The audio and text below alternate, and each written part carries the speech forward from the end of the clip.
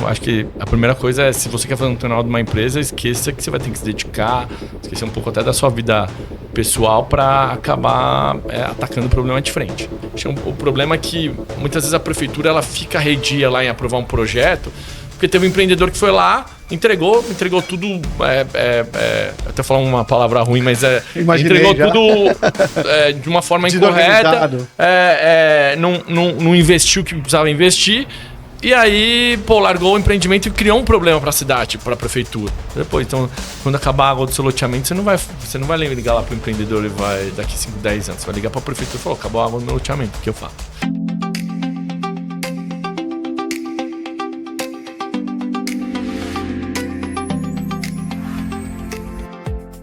Aí, que legal! Mais um episódio aqui do nosso podcast da 3R4 Seguros. A gente está na temporada 2, a gente tem trazido tantos executivos, empreendedores, têm trazido muito ensinamento para a gente, né? Então, a gente começou esse projeto para realmente trazer pessoas que trazem mais insights, para que a gente consiga colher mais informações, ter mais insights e realmente poder construir processos, sistemas e até pensar em produtos novos, né? Então, a ideia aqui é bater um papo franco aqui e conhecer o dia a dia aí dos diversos negócios que a gente tem na nossa economia, né? E, que legal. Hoje eu tô com o Rogério Riquelme aqui. Conheço há alguns anos aí de alguns profissionais antes, né? Uhum. Eu trabalhei em corporação antes. É um mercado super dinâmico, é um mercado que tem muita coisa para acontecer ainda no Brasil, né? Mas, enfim, eu queria que você se apresentasse aí para a turma. Quem é você, o que você faz, para quem você faz. Legal. Sou Rogério Riquelme, trabalho na Cipas Urbanismo, sou CEO lá, diretor de operações. A gente é focado sempre em loteamento. Minha carreira aí eu já fiz incorporação, já fiz build-to-suit. Tenho uma incorporadora familiar também, é um projeto que é um plano B que virou A também. Então, estou focado 100% no mercado imobiliário, é o que eu sei fazer. Trabalho desde 2006 com incorporação imobiliária. E, cara, minha vida é essa. Rodar obra, fazer incorporação, cuidar de aprovação, vender, comprar terreno. Acho que me especializei nisso, não saio mais disso. Eu acho que mercado imobiliário é apaixonante. Eu tinha minha primeira chefe, quando fui estagiário, ela falou que é um bichinho que te pica e nunca mais sai de você. Então, essa é a minha vida aí de mercado imobiliário. E é legal que, assim, na verdade, a gente estava falando antes aqui de começar, né? E aí você me deu uma ideia de uma proporção que eu já tinha, mas assim, a gente acaba não pensando no dia a dia de que, poxa, no loteamento são alguns anos, né? Até você pensar uma área, até você ir atrás de quem é aquela área, tentar fazer as tratativas ali. Imagino que você tem que ir na prefeitura, falar, vou fazer um loteamento e tal. Criou, daí depois tem as vendas, depois das vendas você tem que acompanhar a obra, talvez, né? Ou aquele condomínio. Isso. É isso aí, assim, é longo, né? Pra gente ter uma ideia, né? Todo mundo tá acostumado a fazer uma incorporaçãozinha, prédio, todo mundo que tá dentro da cidade, né? Todo mundo vê acontecer. Um ciclo típico de incorporação são 5 a 6 anos, né? 2 para você aprovar, mais 2 ou 3 para você fazer a obra, né? No ciclo de loteamento, é um ano e pouco para você fechar uma área, mais uns 2 a 3 anos sendo bem otimista para você aprovar, né? E mais 36 meses para você entregar a obra. E o ciclo de carteira, né, que a gente começa a contar, é do lançamento até o término da carteira. Então, tem carteira que a gente tem dentro da empresa que são 15, 20 anos. O que é carteira, para quem não conhece? Tem um stand, foi colocado um stand lá, começam as primeiras vendas. É isso que é o momento de carteira? É isso. A partir do momento da venda, né? O loteamento é igual a incorporação. Você tira o registro, você abre as ruas e começa a vender. Aí começa a carteira, né? No ciclo de incorporação, você termina no habite porque você repassa para o banco. E se ela financia 30, 35 anos com o banco. Uhum. No loteamento, 99% dos casos, é o financiamento direto com o loteador. Então, Perfeito. você acaba, no momento zero, ali você fecha um financiamento com o loteador. Esse ciclo se encerra quando você faz a quitação do lote, ou, que tem acontecido muito, que é o financiamento de lote mais construção. Você pega um financiamento Caixa, Bradesco, que são os mais comuns, né? Agora tem muito fundo fazendo o financiamento para pro. Você falou de tocar, tá, o telefone começa, né?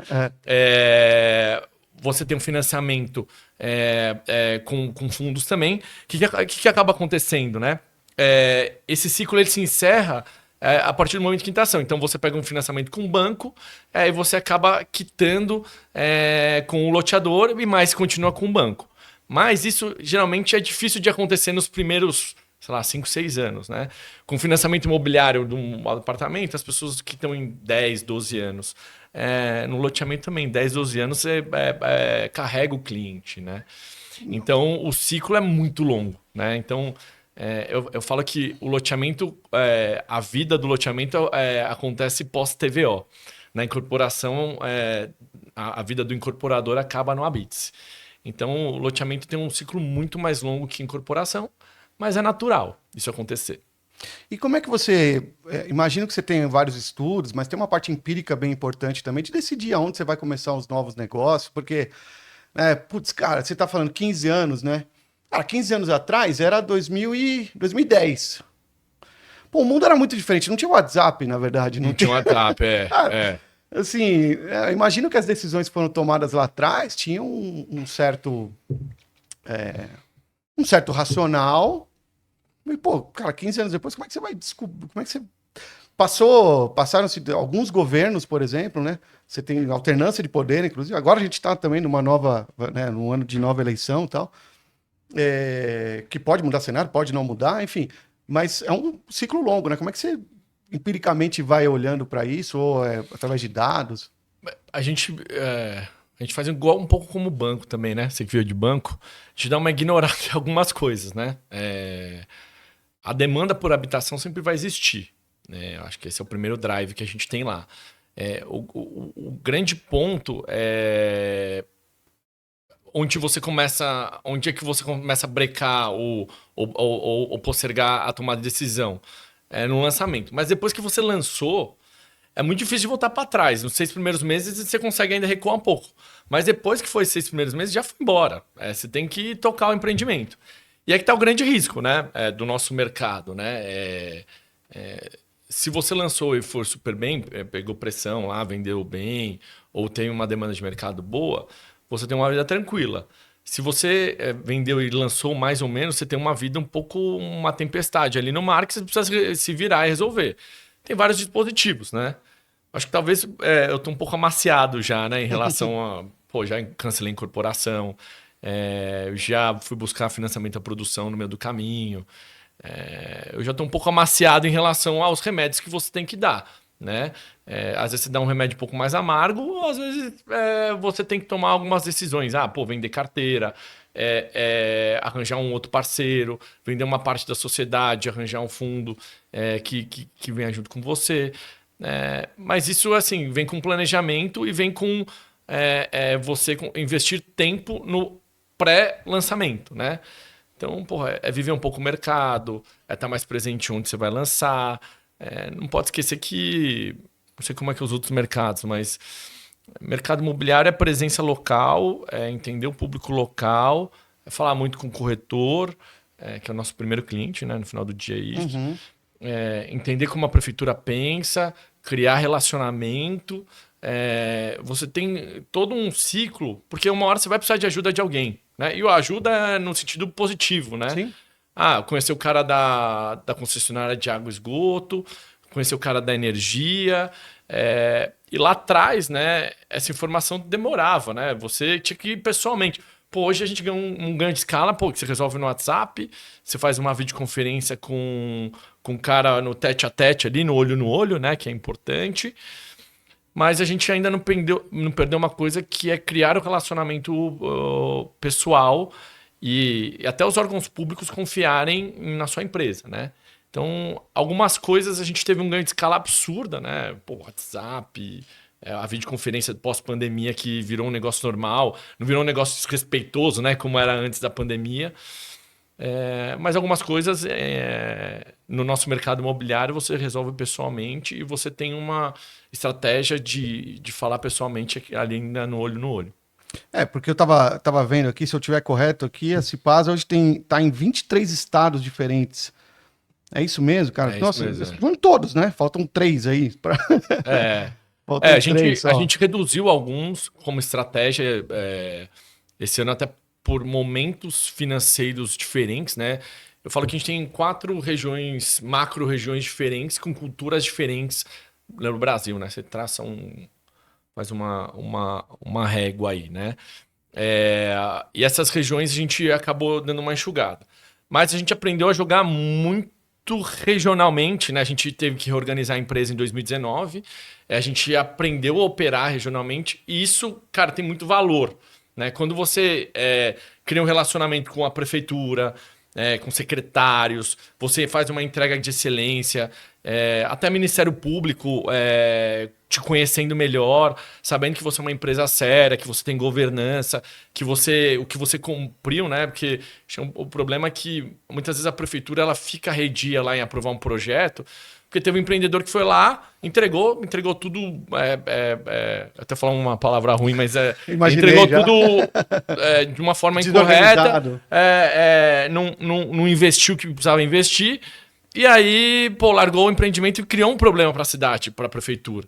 Né? A partir do momento que você... a gente tem 84 hoje empreendimentos entregues com TVO, né? Que o TVO é igual a Bits, né? Uhum.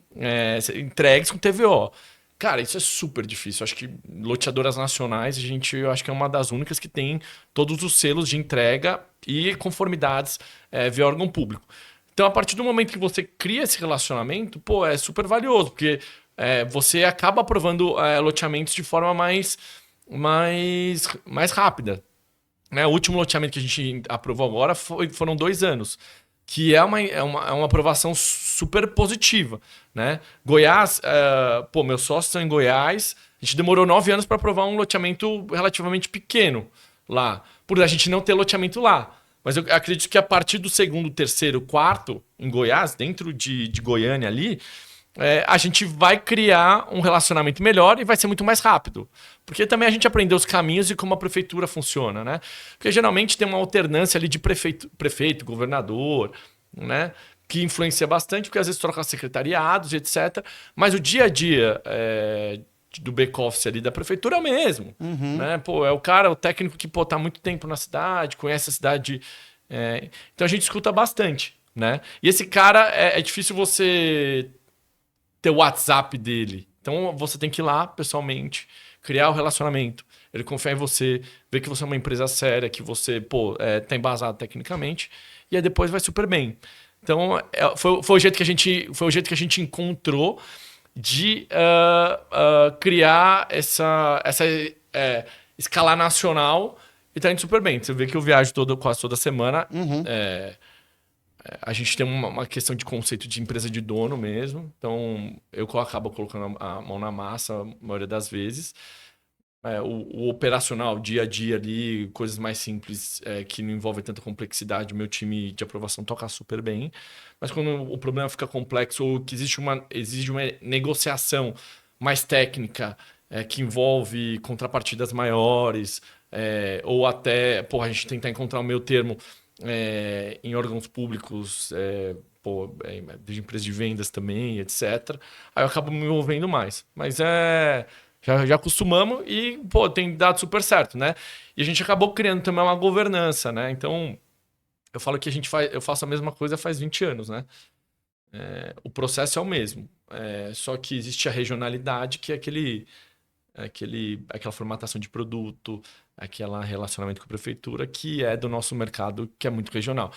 Porque, assim, quando você perde você vê quando você perde a mão quando você não começa a sair do escritório, né? Aí eu, pelo menos, fico super incomodado, assim, de ver a operação rodar de longe. Às vezes, o faro de ver o pessoalmente ali rodando faz toda a diferença.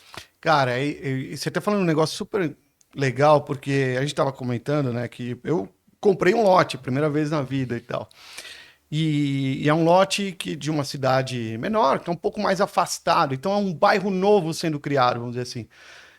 Então o que você falou, realmente tem. Eu estou me colocando no lugar de quem trabalha na prefeitura para aprovar. Realmente precisa ter esse cuidado, porque eu estou transformando, na verdade, a cidade. E, cara, é tijolo, é cimento, é pavimento, é ligação de eletricidade, de esgoto e tal. Então você tem uma transformação que ela é perene, na verdade, né? Então, assim, não tem muito espaço também para falar, vem qualquer aventureiro aqui e tá tudo bem e abre as portas da cidade. Não pode ser assim, né? É um negócio muito sério, né? A gente tem. Cara, eu tenho 1000 casos lá que, pô, demorar o dia inteiro para contar para você, mas às vezes o loteamento falta água ali, né? Pô, estourou uma adutora, e você doa essa infraestrutura, ou geralmente fica com a associação de moradores, que é formada, né? Ou você doa para a prefeitura. E essa regionalidade ela é muito importante porque às vezes você tem que dar o suporte para a prefeitura. Às vezes a entrega do loteamento foi recente, pô, deu um problema na rede de esgoto. Quem que você vai cobrar? O empreendedor que entregou, você já cumpriu todas as obrigações, quitou seu lote, ou a prefeitura para te tirar que fornece a água e o esgoto do seu loteamento. E aí, putz, às vezes tem empreendedor que nem consegue voltar mais para a cidade. Porque ele criou um histórico tão ruim com a prefeitura que ela teve que desembolsar. É aquele negócio que a prefeitura sempre vive no limite do orçamento, né? E você criou um problema novo para ela, e se você não ajudar a resolver, você acaba sendo um patinho feio ali na hora de aprovar o projeto, ter continuidade. Então a gente conseguiu construir essa história muito bem, de forma séria, né? Atacando os problemas de frente mesmo. Assistência técnica e etc. Então hoje, pô, a gente, graças a Deus, tem porta aberta com, se não falo 100%, 99,9% das prefeituras que a gente acabou prestando esse suporte. E aí, ninguém vai lembrar mais do incorporador daqui 5, 10 anos. Você vai resolver direto com a prefeitura, porque serviços de infraestrutura acabam sendo doados para a prefeitura, né? São equipamentos públicos. Então você acaba transferindo essa responsabilidade de fazer bem feito, de fazer uma boa entrega, de ter seriedade. Pra depois, então, quando acabar a água do seu loteamento, você não vai ligar lá para o empreendedor e vai daqui 5, 10 anos. Você vai ligar para a prefeitura e falar: acabou a água do meu loteamento, o que eu faço? Então, essas autorizações e esse jogo de aprovação mesmo, né? Você acaba tendo que sincronizar muito bem. Eu tive. Queria te ouvir nisso. Eu tive há pouco tempo agora em Orlando, lá com a família, e lá a gente ficou na casa de uns amigos, num bairro novo. Então, os caras montaram um bairro novo, chama Lake Nona lá, né? E, cara, é um bairro gigantesco lá que não tinha nada e de repente tem um monte de coisa, tem um monte de coisa acontecendo lá. E aí foi curioso que, assim, lá também você vende o loteamento, mas já vende a produção da casa junto, né? Isso. E lá você tem umas. Eu lembro desse amigo meu me falar, cara, tinha 8 casas diferentes que são meio iguais. Então você escolhe, fala, ó, eu quero uma com frente com que tenha torres, uma que tenha pedra e tal, mas assim, é aquilo. Me pareceu tão simplificado ali, né? Eu não sei se a gente chega nesse momento aqui, porque aqui eu acho que a gente cria mais o loteamento e deixa ali, né, as pessoas criarem e tal. O que também tem a sua beleza, né? Quando, né, eu também tô fazendo um projeto lá que você acaba, né, achando aquilo, se apaixonando por ele. Mas a velocidade que eu vi acontecer isso lá, né? Porque, poxa, são 3 anos, você fala, ó, 3 anos não tinha nada aqui, você vê aquele monte de casa. Você vê algum direcionamento disso também? Porque, e aí, por que eu estou fazendo essa pergunta? Para balancear um pouco com essa questão poxa, você tem uma regionalidade importante, onde você precisa estar junto dessa prefeitura e dos órgãos ali para mostrar quem você é, para, né, para ganhar essa confiança. E você tem um outro desafio ali, que seria a escala disso, né? Então, na minha cabeça, tá vindo essa dicotomia ali, né? Entre o que é escala, o que é... Sim. Como é que você tá vendo isso? Cara, a gente...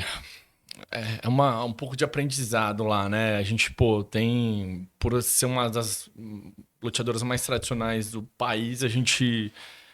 tudo que você falou aí faz sentido e é o que está acontecendo também aqui, né? Os Estados Unidos é o berço aí do urbanismo, né? Lá eles fazem o que a gente faz há muito mais tempo, uma escala muito melhor, a industrialização lá é super eficiente, né? Com a questão da reforma tributária, talvez a industrialização já começou um pequeno movimento, que é muito... que algumas empresas, a Alea, a Steel Corp, e tem algumas outras empresas fazendo a industrialização de casas, que eu acho que isso é importante, até mirando nos loteamentos, né? Até ser uma matéria do Marcos Araújo, que até divulgou no Instagram dele, que é lá que ele faz pesquisa, né? Da Data Store, que em 2050 os loteamentos vão acabar e o modelo de negócio vai ser as casas, colocar a casa em cima. Em Campinas, né, nas andanças de mercado imobiliário, quando eu trabalhei lá, ocorreu a gente fez uma pesquisa, né? A gente chegou, uma incorporadora chamada QLPP, que chegou a ser a maior lançadora de casas no mercado interior de São Paulo. E a gente gastou muito dinheiro em pesquisa na época, muita gente que construiu casa, que não construiu. Qual que é a principal dor? Quem já passou por uma reforma ou terminou o casamento, ou brigou, ou vai brigar. São três variáveis e vertentes super prováveis. Né? Porque, sempre tem um tio que fala que se constrói a 2, na verdade se constrói a 4, 5. Uhum. E você acaba casando com aquela construção que você fez, geralmente quando você faz casa. E pessoas estão traumatizadas com esse ciclo. Quanto mais você trazer essa solução para perto e para tirar essa dor do cliente, melhor. Então, eu tive um super sucesso, e a empresa teve um super sucesso em lançamento de casas em 2016, né, que foi aquela confusão política que teve, troca de governo, troca de presidente, etc. Tivemos um sucesso absurdo que a gente não imaginava, né? Dado isso, levando para loteamento. Loteamento, onde é que você tem a curva de valorização? Né? E as loteadoras estão aprendendo isso. Quando você entrega o loteamento, aquele loteamento você entrega infraestrutura, né? 99% das suas coisas está no asfalto para baixo, né? Uhum. Tem uma portaria, um clube, que é uma área civil, né? Que é tão engraçado que quando você só faz loteamento, quando você vai para civil, vira um tabu, né? A gente toma muito mais cuidado, né? Quando você tem incorporação, o incorporador não sabe fazer a infraestrutura urbana, né? Aí recorre ao loteador. Então tem um muro aí, né? O loteador está num lugar e o incorporador está em outro, né? E agora, o que se percebeu? O loteamento eu acho que ficou muito mais latente agora, né? A questão de taxa de juros mais alta. E o grande ponto é o seu investimento, quanto mais cedo ele volta, mais barato é a sua taxa, né? Você perde menos dinheiro da sua margem.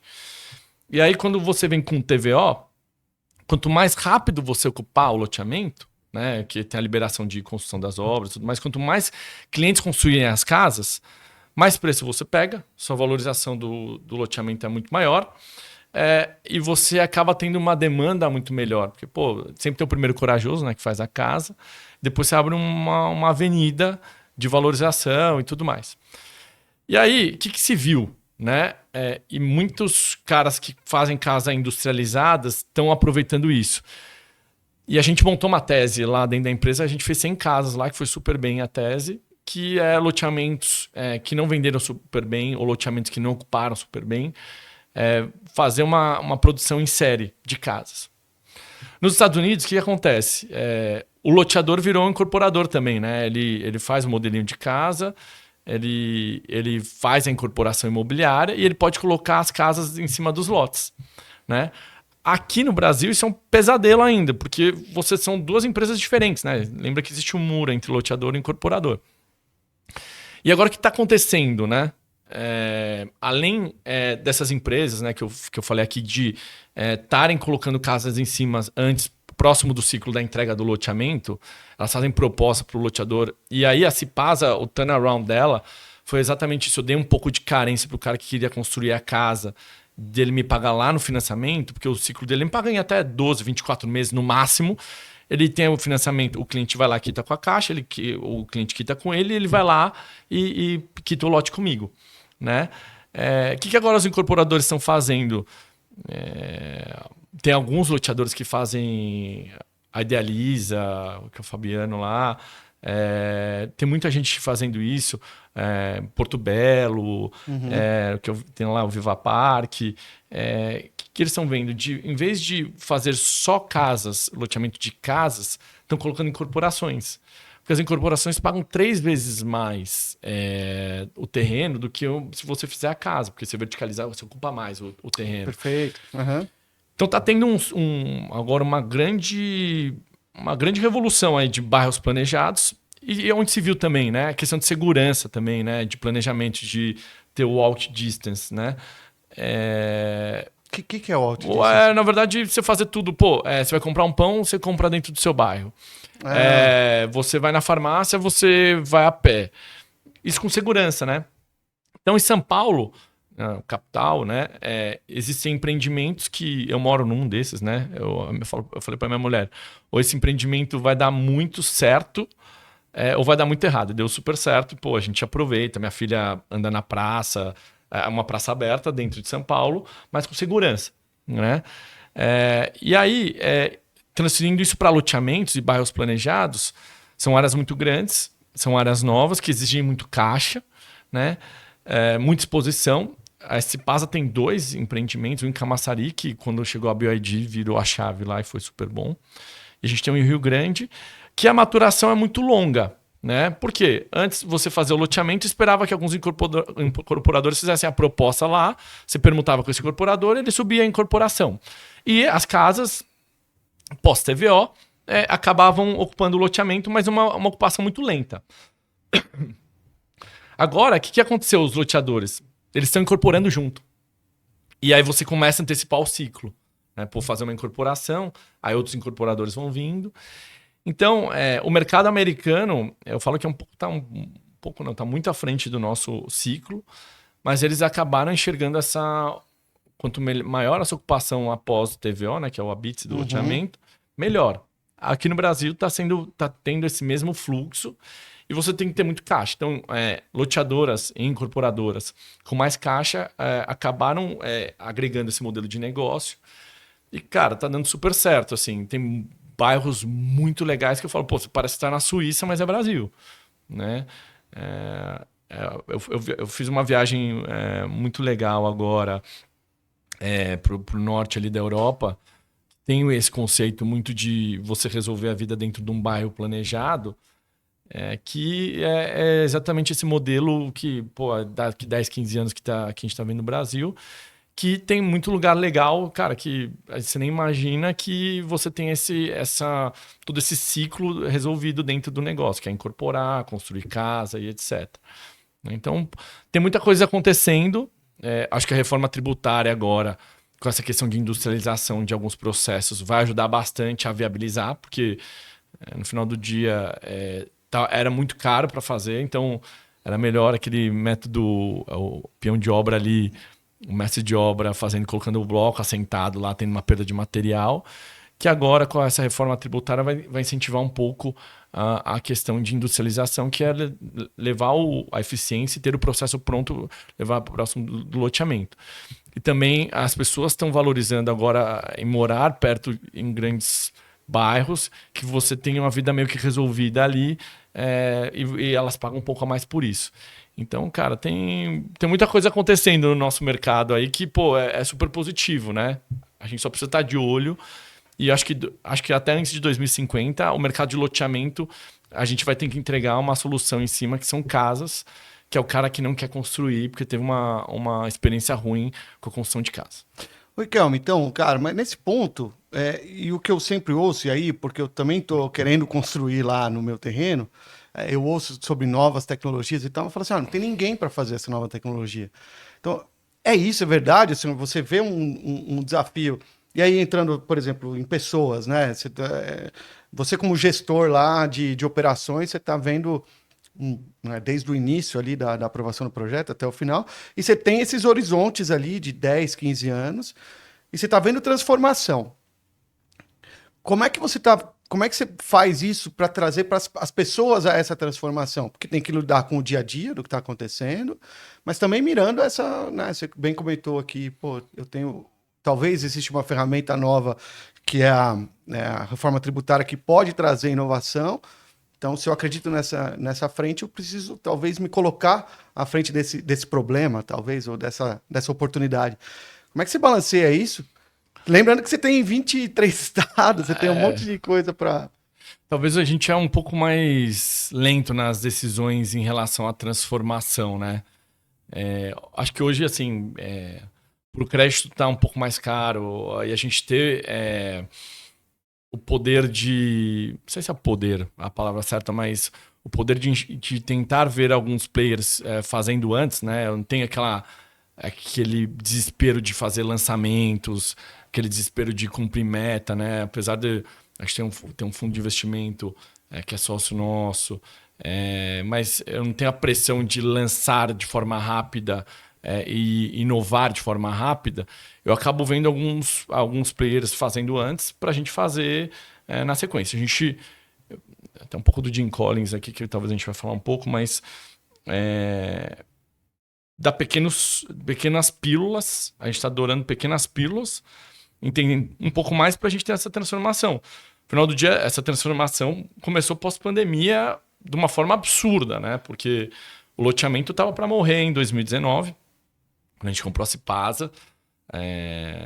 Eu lembro, a gente entrou dia 28 de novembro. Em março explodiu a pandemia. Cara, como é que a gente vai operar esse negócio de forma nacional? E aconteceram tantas coisas positivas para o mercado de loteamento que a gente está um pouco meio que na espera aí de ver a próxima movimentação e a gente se adaptar. Graças a Deus a gente fala que a gente está focado no nosso mercado e se precisar inovar, a gente vai inovar, né? Mas a gente está falando, tô fazendo um grande movimento? Não, estou fazendo pequenas pílulas, entendendo um pouco mais. Mas essa questão de industrialização já é um pouco realidade. A questão de entender como o cliente vai construir a casa, em que momento que ele vai construir, é um pouco de realidade. A gente está fazendo um recall de pesquisas de pós-entrega também. Agora a gente está ligando para os síndicos, vendo o que faltou nesse loteamento, o que fez naquele outro loteamento, para entender um pouco de lançamentos futuros também, porque a gente está numa estratégia de lançar segundas fases de empreendimento. Então, é um mercado que eu já conheço, é um preço que eu já domino e um relacionamento que eu já tenho. Então, essa é a próxima fase. A gente já está com 2 projetos aprovados esse ano, está indo para o terceiro. Então, a gente tem um nível de cautela ali, porque cada movimento que eu gero, estou com uma empresa muito grande, né? Eu falo que meu sonho de verão a gente já passou por empresa que, teve 300, 400 funcionários. Meu sonho de verão é ter uma empresa com 5, 6 funcionários e rodando, numa forma muito enxuta. Para a nossa realidade hoje, isso é meio impossível pela quantidade de empreendimentos, carteira que a gente tem, né? Mas é uma questão de... A gente está olhando um pouco ali e vendo o próximo movimento. A gente não tem uma resposta definida para você. Não, eu imagino, no fundo, a beleza está no você estar disponível a olhar coisas diferentes, né? Eu acho que assim, o dia a dia nos consome bastante, mas a gente sabe que muitas coisas mudam rapidamente. E a gente também utiliza bastante a questão que você falou do feedback do síndico, né? Ou talvez do comprador final, que você tem essa... Que você imagina algo, você entrega, mas a percepção daquele serviço, daquele produto, ele só vem depois, né? E aí aquilo te dá insumo. A gente tem feito também, na verdade, uns 2, 3 episódios atrás aqui, a gente trouxe uma menina de RH, de especialista em DP, e a gente criou juntos uma pesquisa estruturada para tentar entender as maiores dores do nosso público-alvo, que é um empresário de menor porte, de 50, 500 funcionários, ou o RH e tal, para a gente conseguir desenhar produtos melhores. E, cara, é muito engraçado que a gente... É engraçado assim, na verdade, tem muita informação ali que a gente sabe que tem alguma coisa a ser feita, mas não sabe exatamente aonde aquela dor mais aperta. E com essa informação você consegue trazer. Então, acho que assim, esse negócio transformacional não dá para realmente dar um giro 180 graus, né? Você vira para outro lado e sai fazendo. Mas com informação baseado em métricas, você consegue trazer isso para o próximo passo, né? Eu falo que a gente aproveita muito pouco o nosso ciclo, né? que é aproveitar muito pouco o nosso ciclo? E aí, pô, na verdade, a gente quer tentar lançar o foguete, né, cara? Mas é difícil a gente sair de São Paulo aqui, né? Ou sair do Brasil. Quando você entrega um empreendimento, você pode vender para o seu cliente fibra ótica, né? Internet, pô, é básico. Pode vender iluminação, pode vender uma facilidade do dia a dia, criar um mercado.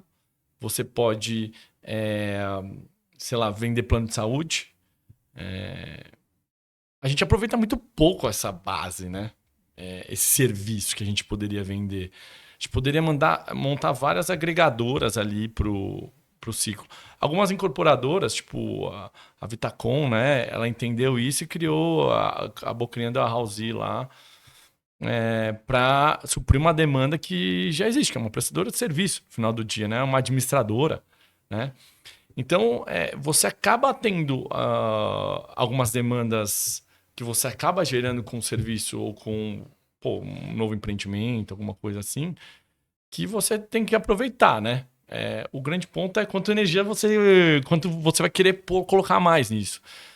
Porque, cara, o nosso ciclo é absurdo. O que a gente consegue monetizar depois de um pós-entrega de qualquer empreendimento, seja loteamento ou seja incorporação, é absurdo. É difícil, né? Você acabar tendo que gerar novas companhias. A gente, empreende desde quanto tempo? É difícil você criar uma geradora de serviço nova, né? Dar certo, criar escala, governança. Se eu conheço bem a história de vocês, a Cipasa não era de vocês, né? Não. Conta um pouco, assim, como é que você, né? Como é que você trouxe performance, enfim, como é que você olhou para isso, para essa Cipasa anterior e falou, pô, tem uma oportunidade aqui.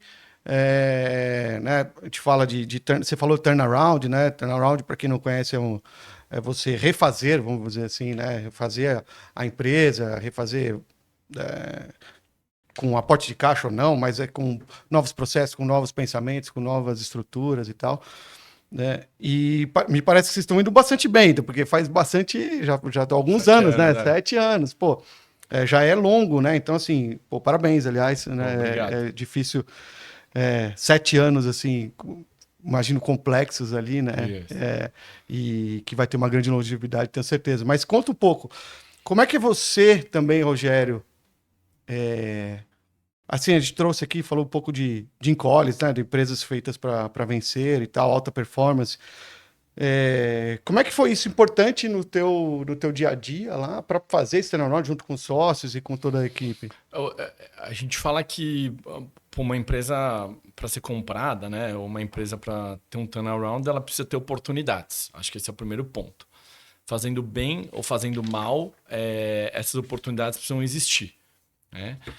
Então, quando você olha um processo ineficiente e que tem melhora, tá ali o seu ganho de escala e seu ganho de rentabilidade.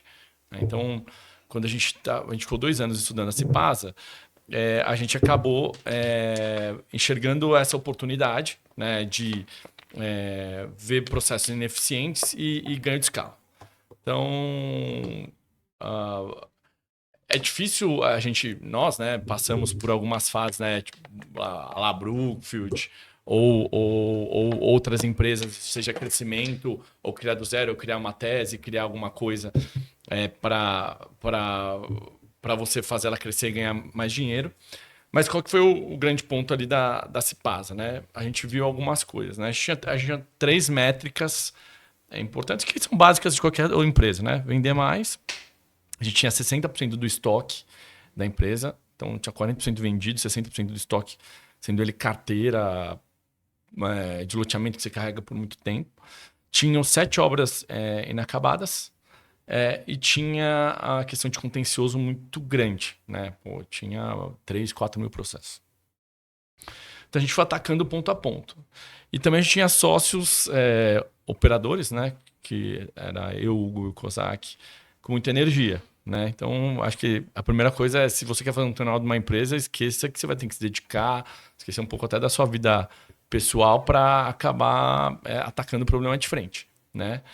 Então, a gente teve algumas fases, né, de aprendizado disso.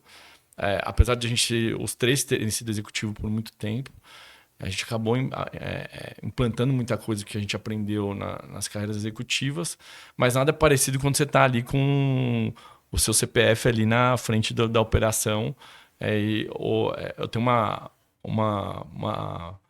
arquiteta também que fala matar ou morrer, né? Então você só tem essas duas opções, né? Então a gente foi atacando, né? E meus sócios, eles são bem complementares, né? Então a nossa sorte é que cada um faz muito bem, né? Então tem o Hugo, que é o CEO da operação, eu sou o CEO que cuida da operação mesmo, tem o CFO, que é o Kozak. Então a gente vai muito bem, a gente é feliz no quadradinho nosso. E no final do dia, nos 2 primeiros anos, cada um corre para um canto, que precisa resolver de um, do outro. E aí, no processo, como a empresa é muito grande, a gente acabou se reorganizando societariamente também e organizando a empresa para criar governança, né? A gente fala muito de ESG, né? É um tema que me perguntam muito e eu gosto muito de falar, mas tem o ambiental, o social e tem a governança mesmo. Acho que o G é o mais importante, que é o começo de tudo, né? Ele está por último, mas é o primeiro. Então, a gente acabou criando processos dentro da empresa, a gente acabou criando métodos dentro da empresa, e isso foi necessário até para a gente sobreviver mesmo, né? Criamos políticas de cargos, salários. A gente começou pelo básico mesmo. Falou, pô, vamos começar de novo, mas trocando o pneu com o carro andando, né? Então a gente, no final do dia, acabou criando todo esse ciclo dentro da empresa, que foi muito legal, né? A gente teve essa disposição de ter os sócios com muita energia, né? Agora a gente está numa outra fase de a empresa andar sem a gente, né? Esse seria o nosso sonho de verão aí, para a gente trazer novas inovações, novos negócios.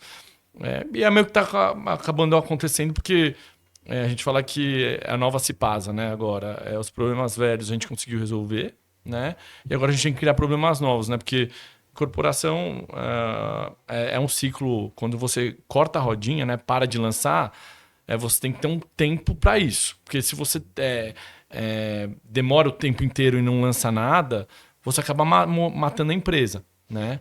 E a nossa ideia é criar continuidade na empresa e rodar essa rodinha de novo e lançar, desenvolver, criar carteira nova, e fazer uma empresa do jeito certo, com governança, né? A gente fala muito de pessoas também, né? A gente sofria muito no começo, quando alguém ia embora ou a gente tinha que mandar alguém embora, né? Mas aí é um pouco um pouco o livro, né, do Jim Collins, essa alternância, as pessoas de médio, baixo e alto desempenho. Quando você entende isso, é maravilhoso, né? E esse ciclo é normal, né? Então, hoje a empresa...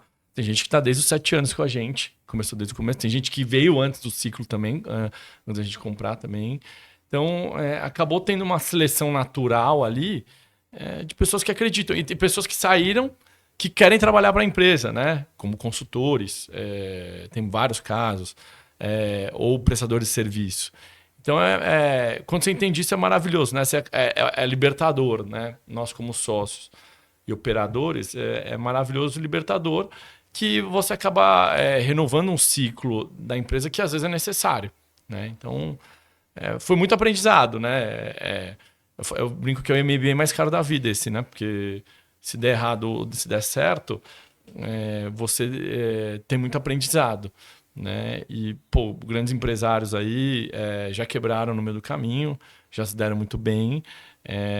Isso ninguém te tira da experiência da rede. Não tem MBA nenhum de escola que te faça aprender isso, né? Você aprende a teoria. Na prática, e colocar a prática em execução é muito difícil. A grande dificuldade de qualquer empresário é executar. Isso é uma grande ideia, mas se você não executar ela morre. A oportunidade está na execução mesmo. E assim, eu acho que um privilégio que a gente teve, eu falando eu e você, porque a gente, né, trabalhou no mesmo local que tinha muito processo, que tinha... eu trabalhei, por exemplo, em bancos que, queira ou não, né, eu trabalhei no Citibank, por exemplo. O Citibank tem em mais de 100 países, 120 países. E eles têm uma unidade de forma de trabalhar. Isso cria alguns problemas de uma certa forma, mas né, cria um organismo grande que, pô, independente de eu estar lá ou não estar lá, as coisas vão andar. E aí, quando a gente traz isso para o nosso dia a dia, que aí você colocou, pô, é o nosso CPF ali também, a gente consegue balancear, talvez, do tipo, eu tenho que balancear o que a gente tem de experiências anteriores, que são processos e tal, para dar continuidade, mas eu tenho que ter também agora um novo skill de entendimento de quais decisões eu vou tomar, quais poucas e boas decisões eu vou tomar para que esse organismo realmente comece a andar, né? E isso, pô, que é um grande privilégio, eu acho, para quem saiu, por exemplo, e eu sei que muitas pessoas que ouvem esse podcast também estão, às vezes, no mercado corporativo, lá, né? Estão como executivos e sempre com aquela ideia, oh, como é que eu faço para ter um negócio meu? Acho que é o sonho de muita gente também. E eu acho que é isso, é trazer muita bagagem do que o cara tá fazendo lá como executivo, né? Muita gente fala assim, não, cara, pô, esquece tudo isso aí, o mundo é diferente. Não, não é diferente. Você vai ter que ter mais apetite a risco, algumas coisas que você não tem, talvez, nesse momento. Mas eu acho que você bem colocou. Pô, trouxe processos, trouxe sistemas, trouxe pessoas para poder agora começar a pensar em outro cenário, né? Tem duas viradas chaves boas, né? Você executivo como empresário. É, eu gosto muito de usar esse exemplo que foi real, assim, né? Exemplo tem que ser real, não pode ser teórico, né? A maioria das vezes. Eu fiz a minha primeira incorporação em 2015. Falei, pô, eu era executivo, vendia pra caramba, tava enfornado na área comercial, apesar de cuidar de outras coisas, né? Falei, bom, vou tirar de letra esse negócio aqui, vou fazer uma incorporação, vou vender tudo na planta e vou, pô, arrebentar aqui. Vendi uma unidade, prédio pronto, entregue, o que eu faço? E aí, como executivo, pô, fui provocado a sair num cenário que eu estava acostumado, né? Pô, hoje virou um prédio patrimonial, locação é super bom, etc. Mas você acaba tendo que passar algumas coisas que você não passa pela vida executiva, mas você usa muitos processos que você aprendeu dentro de uma empresa e a oportunidade de você tem, sem você estar no risco da pessoa física como executivo, de você aprender, né? Então, essa transição e tem muita gente que é executivo que não consegue ser empresário. E vice-versa. E tem muita gente que é executivo que não quer ter a vida de empresário, que prefere ser executivo lá, ter o salário dele, ter o bônus dele, não correr o risco, né? Então existe uma transição boa, né? Entre essas duas carreiras, né? A gente, quando eu era executivo, eu sempre tive 120% de bônus. Aí quando você começa a ver que, pô, quanto você gera para a empresa e quanto você pode gerar para você na pessoa física, né? Mas você precisa ter o capital, né? Quando você consegue gerar com o seu potencial, pô, às vezes se você conseguir traduzir isso para uma empresa, uma ideia ou algum negócio que você quer começar, é ótimo. Mas as pessoas têm que entender que é o seguinte, às vezes você sem uma marca que você trabalhe, uma marca boa por trás de você, às vezes você também não tem uma relevância, né? Então são aprendizados que você só tem quando você mergulha num lugar ou no outro, né? Muita gente fica ensaiando a vida inteira para virar empresário quando é executivo e nunca consegue fazer. Por quê? Porque não tem a coragem de pegar e meter a cara lá. Então tem momentos da vida que você tem essas janelas, né? Então, às vezes, você vê a janela aberta lá e você pula, mas às vezes a janela encerra e você, pô, aí você tem filho, aí você tem um custo fixo maior, você acaba não conseguindo aproveitar uma ideia que você teve, né? Então, existe um abismo enorme entre ser executivo e ser empreendedor. Eu acho que acho que meu grande aprendizado foi na porrada mesmo, assim. Quando não me pagaram meu bônus de 120%, enlouqueci, né? No sentido de, pô, acho que esse foi o meu estalo para mudar de executivo para empreendedor mesmo, tá lá no risco. Demorou, acho que uns 4, 5 anos para eu consegui entender isso e pô, me tranquilizar, né? De, pô, eu não tenho um salário no mês seguinte, mas é transformador, né? É engraçado, né? Assim, às vezes quando eu viajo com um time, às vezes o pessoal pergunta, pô, Ricardo, como é que você veio parar aqui e tal? Aí eu conto a história, de repente, uma semana depois, a turma que trabalha comigo pede demissão. Pô, vou empreender, cara, gostei.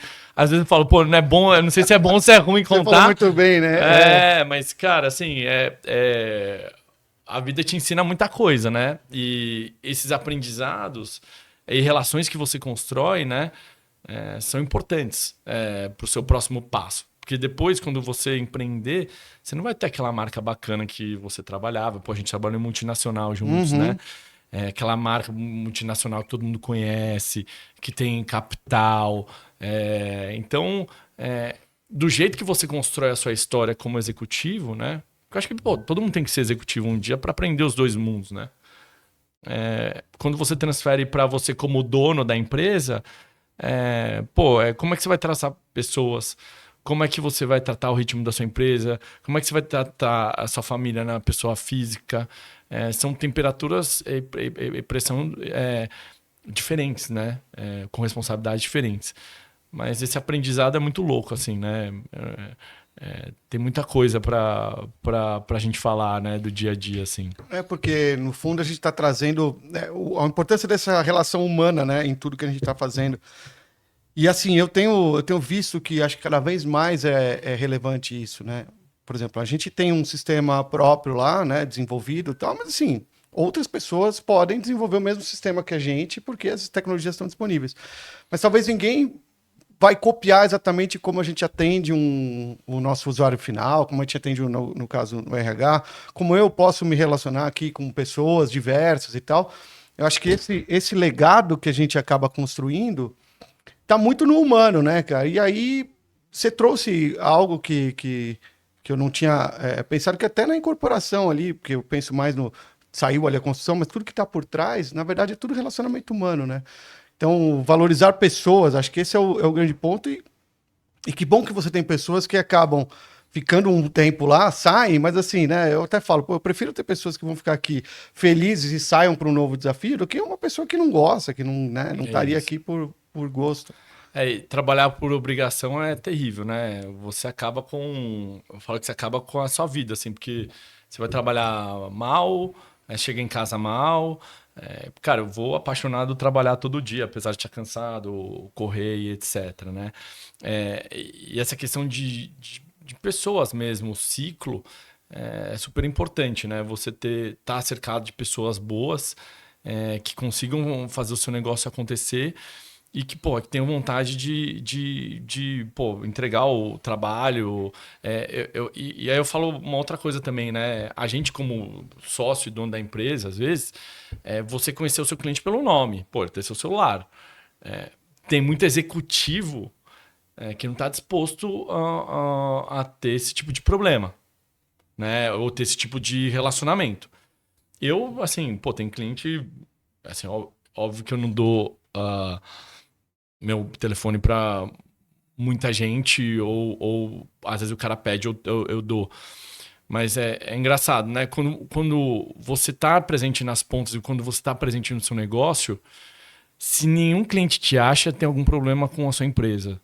Por que tem algum problema com a sua empresa? Porque sempre vai existir problema, né? Problema as pessoas resolvem. A gente está ali para resolver problema, né? Se o ciclo fosse azeitado e não tivesse problema, minha empresa precisaria de metade dos funcionários que eu tenho. Então, quando existe esse relacionamento, e é importante até para você ver a temperatura do negócio. Um coordenador de vendas que está lá em Camaçari, por exemplo. Ele tem meu telefone, ele vai saber me achar. E quando tem um problema, ele vai me procurar. Né? E os gestores precisam ter isso na cabeça também, que procurar o dono ou ter um relacionamento com o dono não é uma furar a governança. Óbvio, se um cliente entra comigo e fala, cara, você abriu um chamado, ou deixa eu abrir um chamado primeiro para eu te responder. Eu atendo o cliente. Isso é super saudável para o ciclo do negócio. E aí, aquele dono que às vezes não entende a sua operação ou não está vendo sua operação, ou não tem algum cara ali do ciclo que não procura ele, se seu dia está sendo só ver dados, né? Que, poxa, é super importante. Não falar com alguém do seu ciclo ou num cliente, ou não saber o nome do seu coordenador que faz as suas vendas, que coloca a receita para dentro, tem algum problema, né? Esse, por exemplo, é meu racional, né? Então, pô, quando você entende isso é maravilhoso, porque às vezes você passa o seu dia resolvendo algumas coisas, falando com o cliente ou resolvendo um grande problema, mas no final do dia é libertador, porque esse cara vai voltar a fazer negócio, vai voltar a indicar, falar, pô, sabe, comprei imóvel lá da Cipasa, foi super bem atendido, pô, o dono me atendeu, ou o sócio me atendeu, e esse cara vai falar com o outro e falar, pô, essa empresa resolve. Então eu falo que a gente tem um indicador, assim, aquele negócio de oportunidade, né? Cara, a gente a gente passou por isso também quando a gente era executivo. O cliente tentava pagar o boleto da empresa antes da gente assumir e não conseguia falar com a empresa. Cara, é muito louco, né? Você é uma empresa que vende imóveis e você não quer receber do cliente. Pô, a primeira coisa que a gente fez, implantou o WhatsApp, implantou o cara conseguir tirar o boleto lá pelo sistema. São coisas básicas. Pô, agora tem IA, né? Que te ajuda em muita coisa, muita análise de dado, muita coisa operacional mesmo. São coisas que são tão óbvias ali, que no seu dia a dia, na confusão ali, você acaba não enxergando algumas coisas, né? Então, pô, quando você tem... E aí o dono é aquele cara que precisa ter aquele tempo livre para enxergar onde tem uma possível melhora de eficiência, né? E quem vai fazer você ter isso? São as pessoas que estão abaixo de você, que conseguem fazer o atendimento, que conseguem fazer a venda, que conseguem fazer a aprovação. Então, essa transformação é libertadora, né? É uma transformação. Eu vou te dar um exemplo. Você está falando, eu estou lembrando de que a gente, dentro de uma implantação de um plano de saúde corporativo, são muitas vidas, né? E muitas vezes isso é feito através de base de dados. Então, você faz lá a busca dos dados anteriores, faz a correlação, envia e tal. E que pode, às vezes, estar sujeito a algum erro ali na hora da implantação. A gente teve uma empresa grande, mais de 300 pessoas ali que entraram e mudaram de uma operadora para outra. E por qualquer motivo ali, algumas pessoas, não todas, o sexo estava trocado. Então, mulher estava como homem estava como mulher. O que isso afeta? No dia a dia, na carteirinha não afeta nada, mas, por exemplo, as operadoras têm um processo de entendimento de fraude e tal, porque precisa proteger também. Então, assim, poxa, um homem ir no ginecologista, não faz sentido passar aquela carteirinha. Então, você imagina que isso aconteceu com a gente, né? De mulher, na verdade, estava como homem, tinha o ginecologista, foi negado. Quando foi negado, a gente tem um canal lá de atendimento, e aí a gente falou, cara, putz, eu tenho duas formas de resolver isso. Né? A forma definitiva, que é o que acabou acontecendo, só que era demorada. A outra forma é assim, ela tá lá, tá na frente do doutor lá, pergunta quanto que é o valor dessa consulta, né? Pede que a gente faz o reembolso, a gente como empresa fez o reembolso para poder passar e resolver aquele problema. Poxa, não quero usar ali o valor financeiro como importante. Na verdade é assim, a gente fala, cara, putz, tem um momento de fricção aqui que por qualquer motivo, depois a gente investigou qual era e melhorou o nosso sistema, lá tinha uma perninha ali que acabava mudando. Mas a grande questão é, poxa, você tomar ações que resolvam o problema daquele cliente naquele momento por um custo, às vezes, que tem no momento zero, mas depois você resolve, né? Você falou, pô, o boleto, o cara não tem como pagar o boleto, como é que eu... pô, não tem como colocar um WhatsApp aqui, o cara eu mando o código de barras, ou ele vai ter... Então, às vezes, né, eu acho que, às vezes está no simples, né, da gente ter esse olhar também, como você está fazendo processo, mas pegar o simples e falar, como é que eu resolvo agora? E depois a gente olha para a solução definitiva. Mas acho que isso é muito relevante, né? A gente fica engessado, às vezes, com o processo, né? Um pouco contraditório, mas a partir do momento que as pessoas estão culpando o sistema por uma ineficiência da empresa, tem alguma coisa errada. A gente passou por implantação de SAP, passamos por N exemplos, né? E aí eu falo que, eu não vendo sapato, né? Eu vendo um lote que tem um valor relevante. Né? Eu não posso ser um problema para o cara depois do pós-compra, né? Então, acho que talvez esse exemplo que você deu, de pagar a consulta lá e tudo mais, no primeiro momento, às vezes tem que colocar a mão no bolso, né? Dar um desconto pro cliente, resolver o problema dele. Eu acho que o ponto é a experiência do cliente, né? Se fala muito hoje disso, né? A informação chega muito mais rápido. Se o cara foi mal atendido, teve uma experiência ruim e etc., ele pode acabar com a sua empresa, né? Então, acho que a solução de problemas dessa ponta e a empresa entender, que é difícil, né? Mas é até um pouco... A empresa entender quem paga as contas não é você ou eu. É a geração de valor ou geração de receita de uma empresa do próprio cliente. Ele é o seu chefe. Ele é o cara que vai gerar rentabilidade para sua empresa. A partir do momento que todo mundo entender isso, que esse cara, a gente precisa dar o sangue por esse cara, é revelador, né? E é difícil, cara. A gente é uma empresa de 35 anos. Tem gente que ainda não entendeu isso, né? E eu acho que a cultura da empresa, que é o comercial, o marketing, ser os propagadores disso, é maravilhoso, né? Hoje meu comercial, meu marketing tem 100% de... Se o cara não consegue falar com o meu relacionamento com o cliente é super eficiente, assim. A gente tem o WhatsApp, faz o primeiro atendimento, meu cliente é atendido praticamente 24 horas hoje. A gente conseguiu zerar as demandas, criar uma eficiência absurda lá. Mas se esse cara não consegue ver relacionamento, tem meu coordenador na ponta que, é só passar um telefone e ligar para ele que bate aqui em mim. E eu quero ser o primeiro a saber por que esse cliente não está sendo atendido ou como é que eu resolvo esse problema. Então, e até questão de cobrança, né? A cobrança, existe uma pessoalidade ali pro negócio imobiliário, né? Que, o cara comercial ele pode ajudar até a cobrar o cara que está inadimplente, né? Então, é uma questão até de cultura, né? Essa cultura precisa ser muito forte, muito enraizada. E até dono que não entende que às vezes a empresa vive de cliente ou atende mal o cliente, e aí você nunca mais vai ter o cara de volta, né? É difícil você reverter uma situação dessa. Então, esse entendimento, né, de como tratar cada situação, tomar a decisão de forma correta é super importante. Legal. Ô, Riquelme, a gente tá chegando no final aqui do nosso encontro aqui, ó. O pessoal do bastidores já... inteiro, né? Cara, tem tanto assunto legal, cara. Eu vejo você falando algumas coisas que a gente já foi, né, executivo, hoje empresário. Essa visão de cliente, visão de dono, de valorização de pessoas, eu vejo que vocês têm muito forte lá também na Cipasa, então, tanto que fez o turnaround, né? Cara, te ouvir, assim, é empolgante e tem muita coisa, acho que a gente poderia falar aqui, mas que, enfim, talvez sejam para um próximo episódio aí, para um próximo lançamento que você fizer, alguma coisa Legal. Grande, você vem aqui e vamos comunicar isso. Mas aí, Riquelme, quem quiser te conhecer mais ou conhecer mais a Cipasa, eu sei que você tem feito um esforço também de comunicação da empresa, dos teus valores, dos valores das empresas, da sua empresa, perdão. Conta aí, como é que a gente vê você? Vai no LinkedIn? Como é que...